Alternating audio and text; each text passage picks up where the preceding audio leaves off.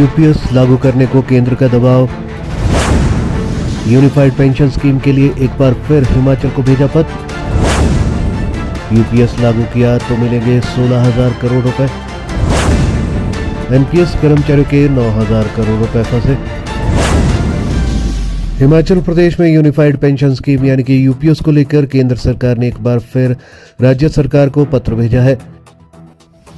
केंद्र सरकार ने कहा है कि इस मामले में राज्य सरकार अपना रुख स्पष्ट करे कि क्या वो अपने कर्मचारियों को यूपीएस लागू करना चाहती है या फिर नहीं।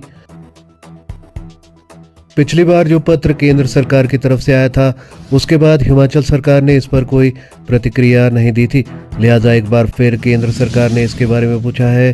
केंद्र सरकार ने हिमाचल प्रदेश को एक बार फिर पत्र लिखकर यूपीएस लागू करने की बात दोहराई है।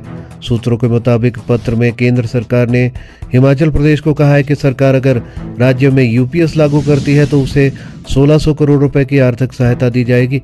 इससे पहले भी केंद्र सरकार इसी संबंध में राज्य सरकार को एक चिट्ठी लिख चुकी है, लेकिन राज्य सरकार केंद्र के दबाव के आगे नहीं झुकी थी।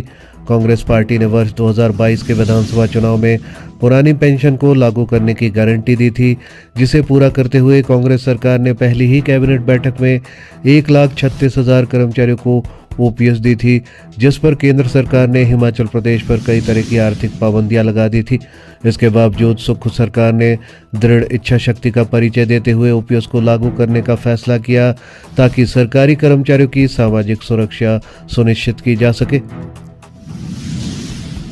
एनपीएस कर्मचारियों के फंसे 9,000 करोड़ रुपए।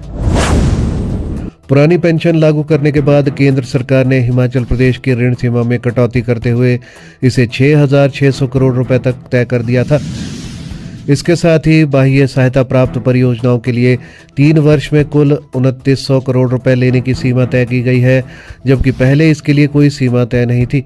एनपीएस कर्मचारियों के करीब 9,000 करोड़ रुपए केंद्र के पास फंसे हैं। कांग्रेस सरकार बनने के बाद हिमाचल प्रदेश ओपीएस को मूल रूप से लागू करने वाला देश का पहला राज्य बना है।